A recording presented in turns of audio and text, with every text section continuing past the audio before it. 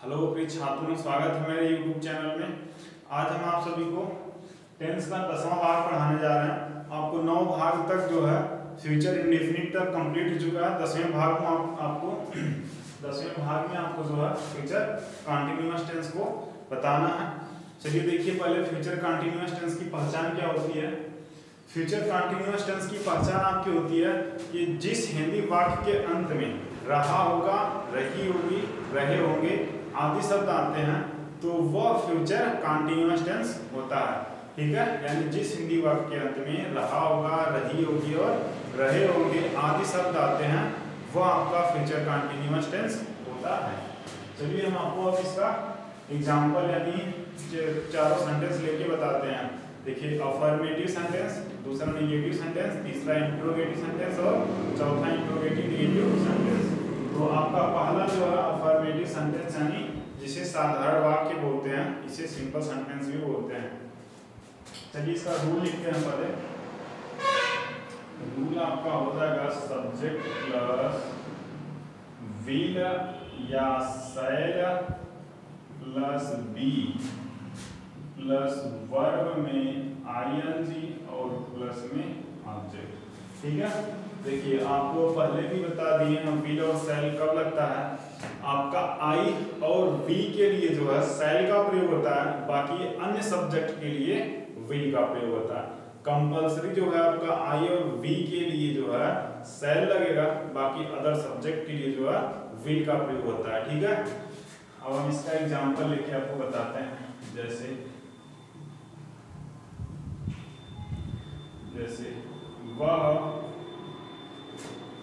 वह सुबह का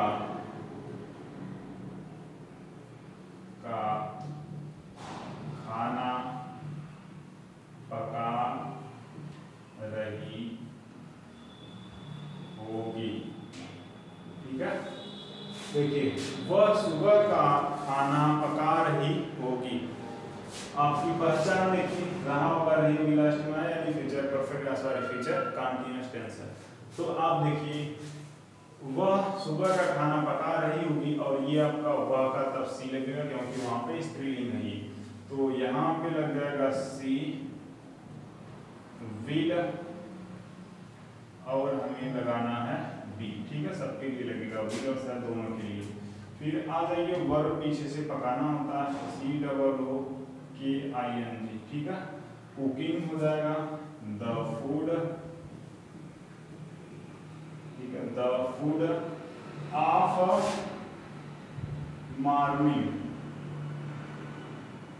ठीक है, फुल स्टॉप। देखिए she will be cooking the food of morning. ठीक है, एक और लिखते हैं आपको, हम अपना किताब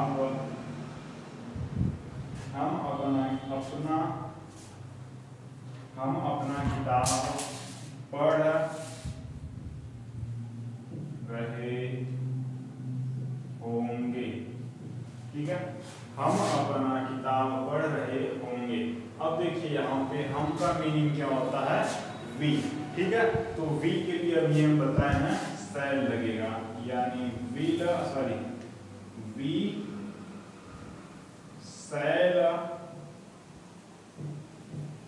shall be reading.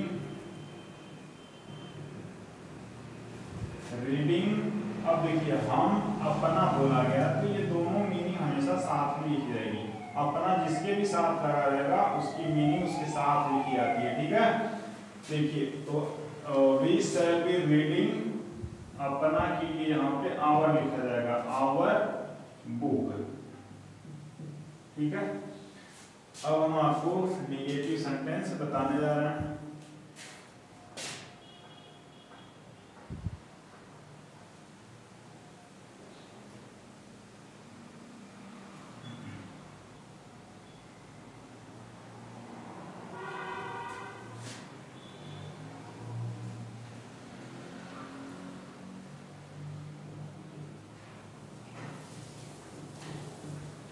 Negative sentence इसे बोलेंगे नकारात्मक। नकारात्मक वाक्य सब्जेक्ट विल या shall plus not plus be plus verb में आईएनजी प्लस ऑब्जेक्ट। अब इसका एग्जांपल हम लिखते हैं।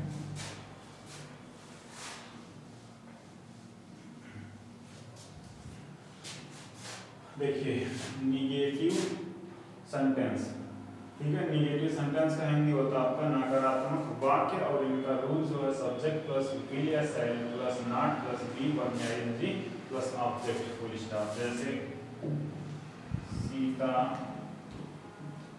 राम के साथ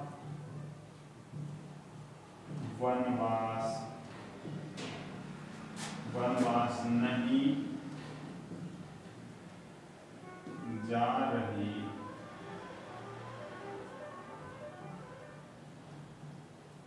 होगी, ठीक है। देखिए सीता राम के साथ वनवास नहीं जा रही होगी।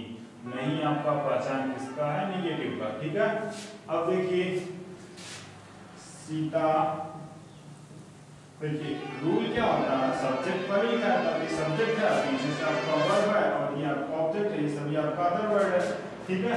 तो रूल क्या होता है, पहले सब्जेक्ट लिखाना है तो सब्जेक्ट सीता है, ठीक है। उसके बाद हेल्पिंग वर्ब सीता के साथ आपका लगेगा विल, उसके बाद लिखना है नॉट, उसके बाद लिखना है बी, उसके बाद आपका वर्ब जाना की मीनिंग होता है गो, इसी में हमें लगा देना ING, go to exile with के साथ का अंग्रेजी होता है विथ राम, ठीक है। अब देखिए एक चीज है, अगर आपका कोई हिंदी वाला जो वाक्य लिखा रहेगा अगर वो सही लिखा रहेगा तो आपको सबसे पहले सब्जेक्ट लिख लेना है, फिर हेल्पिंग वर्ब लिख लेना, अगर नकारात्मक आया तो नॉट भी लगा लेंगे और फिर पीछे से आ जाएंगे वर्ब की तरफ से उल्टा एकदम लिखते हुए चले जाएंगे, आपका 100% सेंटेंस सही हो जाएगा, ठीक है। अब चलिए इसका दूसरा सेंटेंस लिखते हैं। हम पढ़ने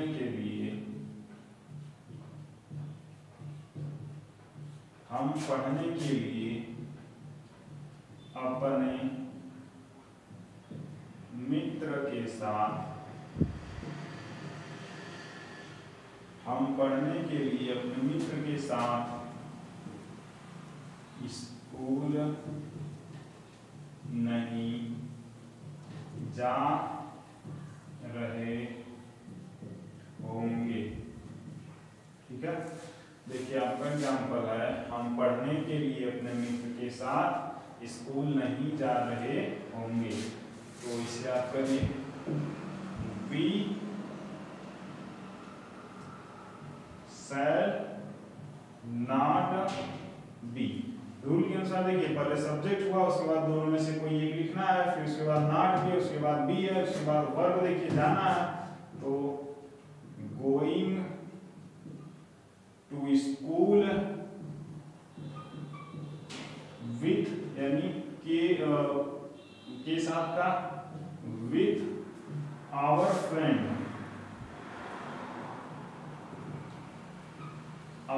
फ्रेंड, देखिए के लिए का होगा फॉर, पढ़ने को होगा रीड, ठीक है। We shall not be going to school। तीसरा सेंटेंस आपको पता है कि होता क्या, इंट्रोगेटिव सेंटेंस यानी प्रश्नवाचक वाक्य। तो इसका रूल बनेगा will या shall प्लस, ठीक है, subject plus be plus verb में आईएनजी प्लस ऑब्जेक्ट और लास्ट में आपका क्वेश्चन मार्क रहेगा प्लस में, ठीक है। और ये सेंटेंस दो टाइप का होता है, एक आपका प्रश्नवाचक वाक्य पहले आता है और एक प्रश्नवाचक वाक्य बीच में आता है, ठीक है। यदि आपका प्रश्नवाचक वाक्य पहले आए तो हमें उसके स्थान पे उसकी अंग्रेजी ना लिख करके सब्जेक्ट के अनुसार हम हेल्पिंग वर्ब लिखते हैं, ठीक है। यदि आपका क्वेश्चन मार्क बीच में आता है तो उसकी अंग्रेजी पहले लिखते हैं, तो फिर हम हेल्पिंग वर्ब सब्जेक्ट के अनुसार लिखते हैं, बस ये थोड़ा सा अंतर है। अब देखिए एक एग्जांपल लिख चुके हैं, क्या तुम क्रिकेट खेलने के लिए मैदान में जा रहे होंगे, ठीक है। तो इसका बनाते हैं, देखिए पहले आया हुआ है क्वेश्चन मार्क, ठीक है। तो अब इसके स्थान पे तुम आपका देखिए हम बोले आई और बी के अलावा जो भी आता है सब्जेक्ट उसके लिए हम विल का प्रयोग करते हैं। तो आगे आपका क्या रहेगा, विल यू विल यू फिर सब्जेक्ट हो गया, तो आप रूल में देखिए क्या करना है, विल यू फिर सब्जेक्ट के बाद क्या लिखना है, बी। ठीक है, रूल से चलेंगे तो कभी गलती नहीं होगा, बस आप इसे पहचानना और ये सीख लो कि यहाँ सब्जेक्ट है और यहाँ पे लास्ट में आपका वर्ब होता है, उसके बाद ऑब्जेक्ट है, फिर उसके बाद अदर वर्ड होता है। रूल अनुसार बस रखिए इस पे। ठीक है, बी के बाद देखिए लिखना वर्ब, तो वर्ब जाना है, तो जाना के अंग्रेजी होता है गो, इसी में मान लगा देना है आईएनजी, गोइंग इन द, देखिए में है तो इसका हम लिखेंगे in, in the field, F I E L D, field के लिए का होता है फार, फार खेलने को होगा play the cricket, C R I C K T T, cricket, और लास्ट में क्वेश्चन मार्क है। ठीक है, आपका एक एग्जांपल हुआ और एक एग्जांपल आपको हम और बताते हैं।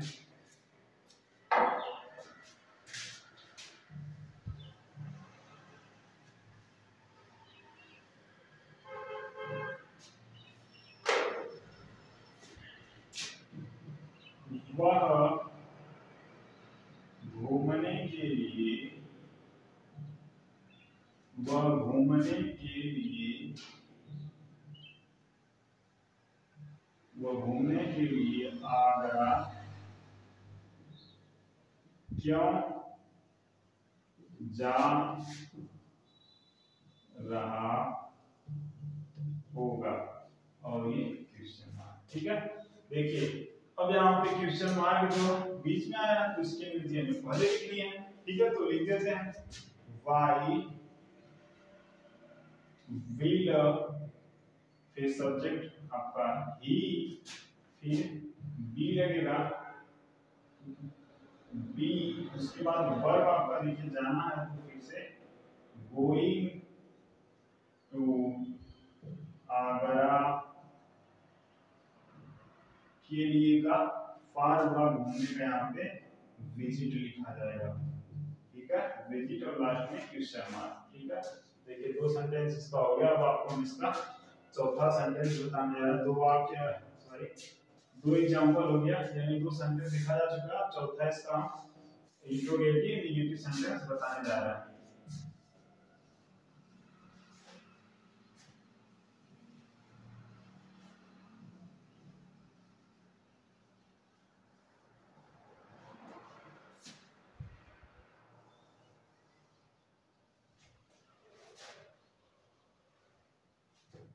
देखिए इसका फोर्थ होता है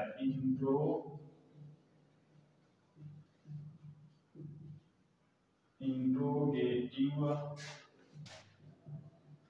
नेगेटिव सेंटेंस, यानी प्रश्नवाचक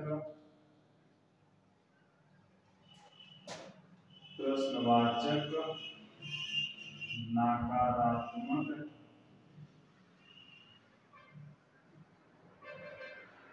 वाक्य। ठीक है, देखिए इंट्रोगेटिव नेगेटिव सेंटेंस यानी प्रश्नवाचक नकारात्मक वाक्य, यानी इस प्रकार के सेंटेंस में आपका प्रश्नवाचक शब्द भी रहेगा और नकारात्मक शब्द भी रहेगा। और इसका रूल होगा आपका विल या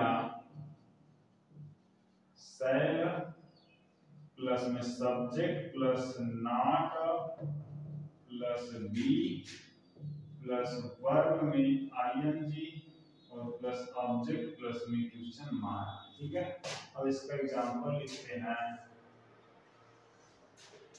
वह बगीचे में फूल क्यों नहीं तोड़ रहा होगा।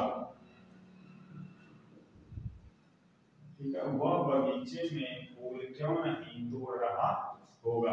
क्यों बीच में आया है, इसके अंग्रेजी पहले लिख देते हैं। वाई, देखिए रूल के अनुसार वाई के बाद हमें लिखना है सब्जेक्ट, वाई के बाद लिखना है हेल्पिंग वर्ब, उसके बाद सब्जेक्ट।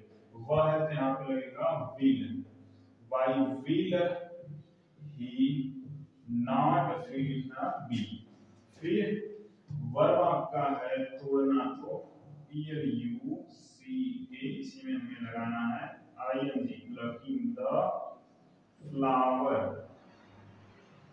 ठीक है। plucking the flower कहाँ पे? in the garden, question mark, ठीक है, in the garden।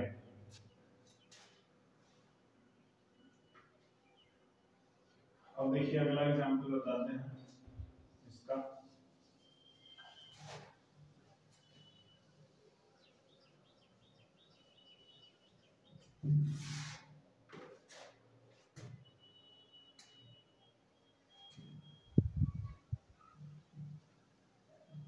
तुम, आगे हम ले लिखते हैं समासक वाक्य, क्या तुम आम तोड़ने के लिए, क्या तुम आम तोड़ने के लिए पेड़ पर